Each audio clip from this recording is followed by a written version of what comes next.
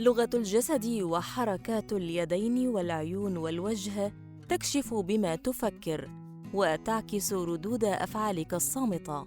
للجسد لغة خاصة تعبر عن أفكار الشخص ونواياه ورغباته وأحياناً شخصيته، والإنسان الذي يستطيع أن يفهم تلك اللغة يفك شفرة شخصيات عديدة، وبالتالي يختصر كثيراً من الوقت ويحقق نجاحاً على المستويين العملي والاجتماعي.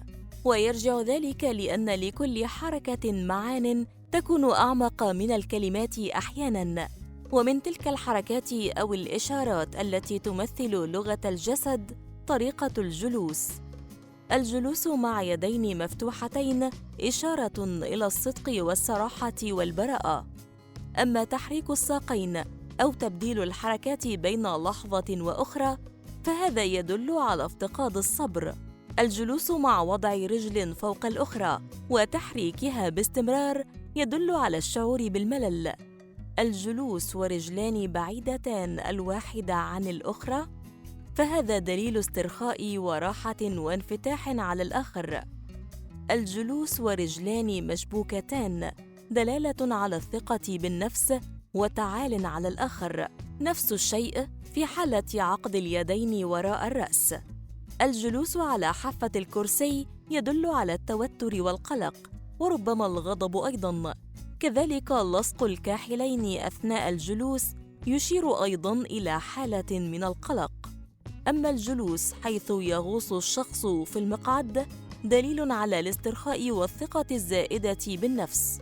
الجلوس والظهر مستقيم دليل على دقة الملاحظة. الجلوس مع ثبات القدمين دليل استقلال الشخصية والأسلوب العملي. طريقة السير. السير مع انحناء الأكتاف والميل بالوجه ناحية الأرض دليل على التشاؤم. السير بخطى مترددة غير واثقة دليل على الخجل. السير والأكتاف مشدودة ومستقيمة والعينان موجهتان إلى الأمام دليل الثقة بالنفس. السير بخطوات منتظمة لا هي سريعة ولا بطيئة دليل التحكم في النفس. السير بخفة دليل السعادة، بينما السير ببطء مع تهدل الأكتاف دليل الحزن.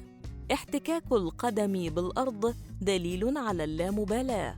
حركات لا إرادية أخرى لها دلالات نفسية. احتضان الأغراض المحمولة يدل على الشعور بعدم الأمان والرغبة في الحماية. ملامسة الشعر تدل على نفس الشيء، وهو عدم الشعور بالأمان بالإضافة إلى عدم الثقة بالنفس. ملامسة الذقن تدل على الرغبة في اتخاذ قرار. العض على الشفتين يعني أن الشخص الذي أمامك يحاول التحكم في ردة فعله. تحريك الرأس إلى الأمام دليل التصديق. فرك اليدين يدل على شخصية طماعة. الحديث بسرعة يدل على من أمامك يحاول أن يشد الانتباه إلى موضوع آخر أو عن أمر ما يحدث في ذلك التوقيت. حركة العينين. تفسير التغيرات التي تطرأ على العيون من حولنا. عند حديثنا إلى شخص ما يجب ملاحظة حركات العين، فهي غالباً تدل على أمر معين. اتجاه العين إلى الأعلى يميناً يدل على التفكير في المستقبل، بينما اتجاه العين الجهة الأخرى إلى الأعلى يساراً دليل التفكير في الماضي وتذكر بعض المواقف التي مرت على الإنسان بالفعل. النظر إلى الأسفل يدل على تداخل الأفكار مع المشاعر، أو أن هناك إحساساً ما ينتاب الإنسان في تلك اللحظة، كما أنه يأخذ قراراً داخلياً وعلى وشك إعلانه. ضيق العين يدل على عدم التصديق أو الشك فيما يسمعه، وأنه في حاجة للتفكير فيما سمعه للتو للتحقق منها. وهنا يفضل محاولة إعادة ما قلت بالفعل لتوضيح وجهة النظر. النظر المتكرر إلى شيء معين دليل على الرغبة. النظرات غير المستقرة دليل الطمع. النظرات في وجه المتحدث بدون أي تعبيرات دليل على التشتت. الحواجب. الحواجب قد يرى البعض أن الحواجب لا تمثل قيمة كبيرة في أسرار لغة الجسد، إلا أنها تعطي إشارات أكيدة، وربما تكون من أكثر اللغات التي نقابلها بل ونتعامل معها باستمرار. رفع أحد الحاجبين دون الآخر دليل على عدم تصديق ما سمعته للتو. رفع كلا الحاجبين دليل الدهشة والتعجب. اقتراب الحاجبين إحداهما من الآخر مع زم الشفتين دليل على محاولة التركيز والتحكم في الانفعال. إذا صاحب الوصف الأخير ابتسامة خفيفة فذلك يدل على عدم تقبل الكلام الذي سمعه للتو أو عدم تصديقه، مع الحرص على عدم جرح مشاعر المتحدث. رفع الحاجبين مع زم الشفاه أيضاً دليل على محاولة السيطرة على مشاعر الغضب. الأنف والأذن. نعم، الأنف والأذنان أيضاً يشاركون في لغة الجسد، ليس بشكل مباشر وإنما بالتعامل معهم بصورة عشوائية، فلها دلالات مختلفة كما سنعرف هنا. حك الأنف أو المرور باليد على الأذنين في محاولة لجذبهما، فهذا يعني أن الشخص الذي أمامك متحير بخصوص ما تقوله، ومن المحتمل أنه لا يعلم مطلقاً ماذا تريد منه أن يفعله. وضع اليد أسفل الأنف أي فوق الشفة العليا دليل على إخفاء شيء ما. تحريك فتحتي الأنف وإغلاقهما بحركة لا إرادية تتناغم مع التنفس، هذا دليل على أن الشخص الذي أمامك على وشك البكاء. الإمساك بالأنف بالإبهام والسبابة لأكثر من مرة دليل الرغبة في الحديث، لكن دون توفر فرصة.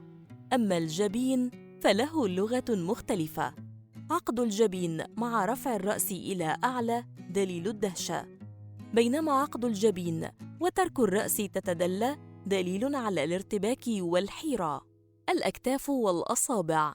وصلنا إلى الجزء الأخير من أسرار الجسد أو لغة الجسد، التي تحتاج لكثير من التدريب لفك شفرات الأشخاص الذين نتعامل معهم. ونتحدث الآن عن الأكتاف والأصابع. نعم، لهم لغة، بل دلالات سهلة التحليل كما سنعرف الآن. هز الكتف يدل على اللامبالاة.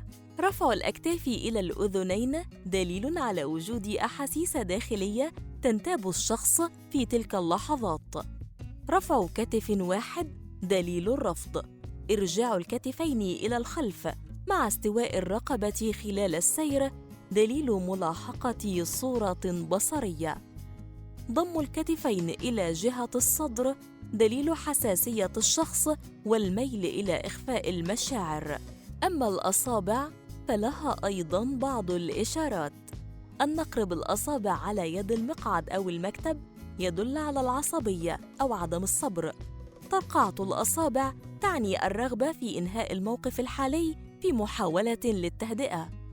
اللغة التي تحدثنا عنها هي مفتاحنا لقراءة الآخرين، لكن الأهم من ذلك أن تكون سلاحنا لإبراز الجوانب الإيجابية في شخصيتنا.